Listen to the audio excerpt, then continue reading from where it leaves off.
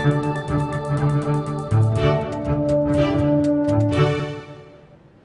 Supreme Court ruled today on Arizona's controversial immigration law.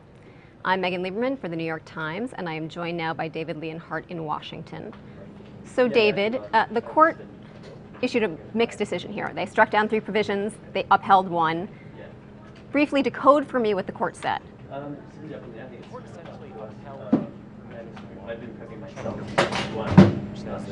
If police are stopping people for other reasons and have reason to believe that they're illegal immigrants, they can ask to see their papers. They struck down a number of other things such as making it a crime to seek work if you're an illegal immigrant. And in striking down those other things, the court essentially said that the federal government has a lot of latitude to set immigration policies, and states have much less. And so this is clearly a mixed decision. The Obama administration will like the parts of the Arizona law that were thrown out. Republicans will like the part was kept in, and I think we can expect some other state laws, although not all of them, now to be challenged and potentially thrown out. The one provision that was upheld, it did seem like they were potentially inviting additional challenges on that measure. Is that your read of what the court was saying? Yeah, this case was never going to touch on the full waterfront of this issue, particularly as it relates to racial profiling. The court essentially made clear, and you really got the sense during arguments, that this wasn't going to be the last word and that we are likely going to have future cases on immigration.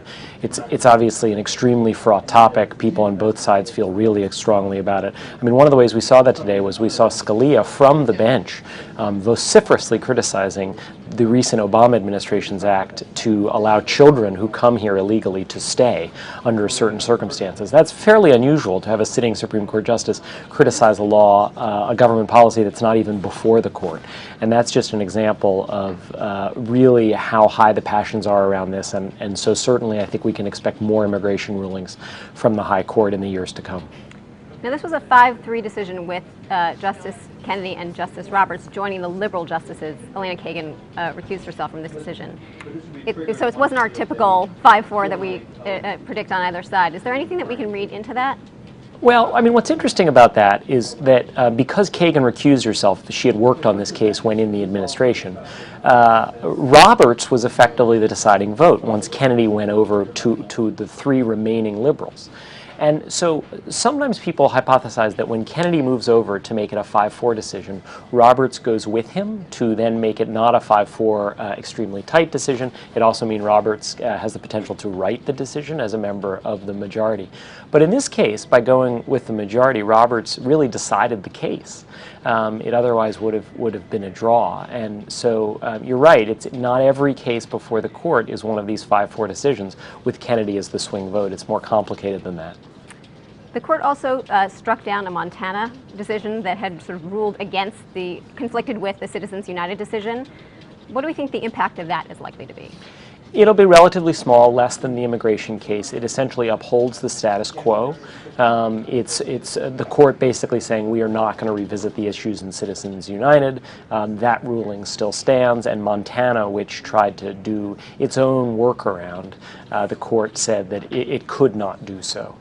So this is in many ways a reaffirmation of the 5-4 Citizens United decision, with the conservative justices, including Kennedy, in the majority and the liberals in the minority. So is there anything that we can look at from either of the decisions today, and project forward to health care, which we expect is going to come on Thursday?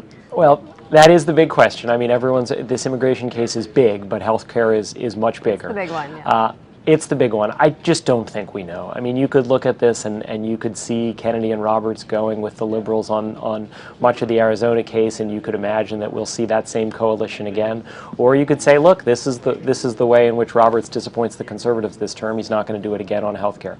The fact is we don't know, and we'll find out very soon. Stay tuned. Thanks, David. Thanks, Megan. I'm joined now by Jim Rutenberg to talk more about the politics of this decision.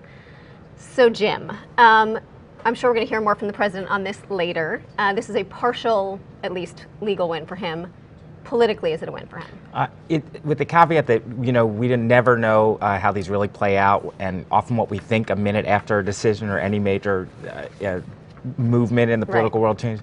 But I think it seems like a win only in that we're talking about this issue. And think about this. 2 weeks ago, we were talking about how Hispanics, the Latino community, was still going to probably vote for Obama, but was disappointed, deflated. Weren't excited. In the last 2 or 3 weeks, now he's a champion on 2 major issues. And today, his initial statement says he's concerned about the parts of the law that are standing.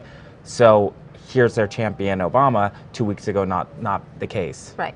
Now, this is obviously trickier for Mitt Romney, who's been actually a vocal supporter of this laws, but is trying to now kind of finesse his relationship with the Hispanic community. And he also released a statement, which I just want to read to you.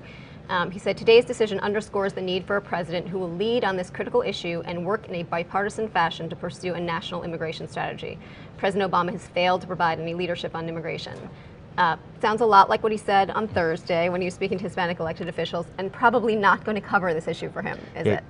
Yeah, I don't, well, he is in such a rough box. I mean, he called this law a model. Now, 3 of the provisions have been struck away by the court, so just in terms of wannabe chief executive of the country, what do you think of that? Was your thinking wrong when you said it was a model? I wonder if he'll put himself in a position to even answer that question. He's been keeping his discussion about Hispanic, Latino issues in terms of the economy. That might work across all segments, but immigration is central to these voters.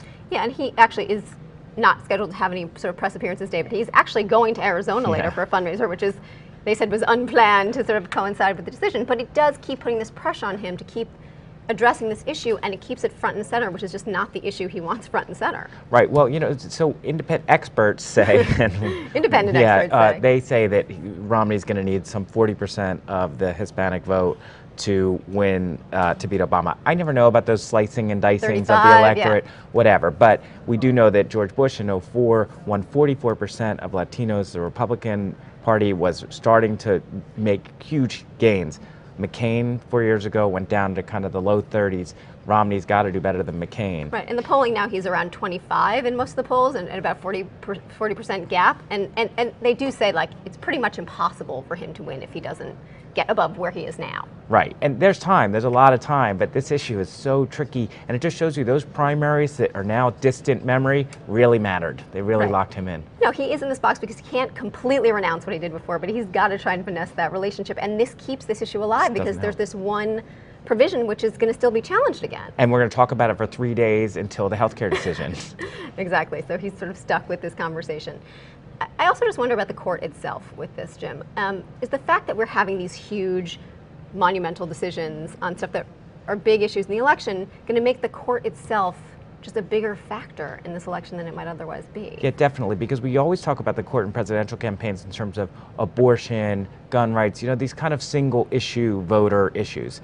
This is central policy. This is what the election's about. The Supreme Court is in the middle of it, and as you and David were just saying, there's a growing perception that it is a completely partisan, polarized body. Thank you so much, Jim. Thank you. I'm joined now by Julia Preston in the newsroom. Hi, how are you? Hi, Julia. So, Julia, how do you think this decision can be received just on the ground in Arizona?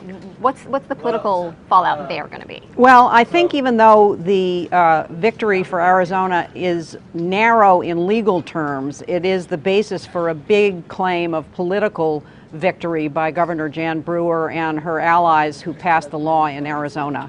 I'm anticipating that they will say that this was a big win for them because the most disputed and controversial provision of the law will go into effect. So what does this mean for other states who might be interested in enacting their own Arizona-style immigration laws? Does this make it more likely for them to do this, less likely for them to do this? I think it's a mixed picture. I mean, on one hand, it has an important effect of relief for those states that have already enacted these laws, because the ruling does recognize that there is some space for states to enforce federal immigration law. And so we're talking about Georgia, Alabama, Utah, South Carolina, Indiana. Those states, I think, will get some legal relief from this ruling and may be able to go forward with some provisions of their laws.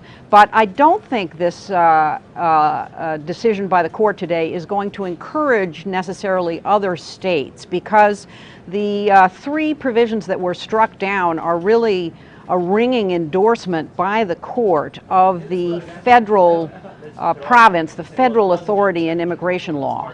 And I think that will give pause to other states that are thinking of moving forward. And also, this whole issue has become so prickly that I think other states are going to be wary as well on political grounds.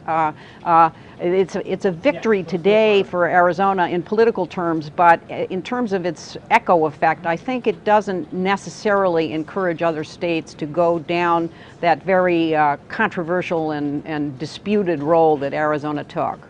So, but these states that are already sort of down the track with this, are they going to change what they're doing? Are they just going to, as you say, take some solace in the legal relief that they're getting from the court on this? Yeah, well, many of those laws, or if not all of those laws, have been subject to the same kind of challenge that Arizona faced, and mainly on preemption grounds, but also on some civil rights grounds. And some parts of those laws will now be able to go forward, because there will be, the other appeals courts will look at what the court did, the high court did today, and they will allow some aspects of those laws to go forward. But as far as legislation goes, we're pretty much going to be concentrated in the states, right? In an election year, it's not likely we're going to see any big congressional initiatives on immigration, is it? Well, you know, Arizona acted saying that they had to do something about immigration enforcement because there was gridlock in Congress, and I think there's still gridlock in Congress on this issue. I don't think we're going to see any movement on that, and I don't think this ruling shakes anything loose politically in Congress until the election is over. Thanks, Julia. Thank you. That's all for today. We're going to have a lot more on immigration and the future campaign, the future ruling on health care. Stay with us online. I'm Megan Lieberman. Thanks for watching.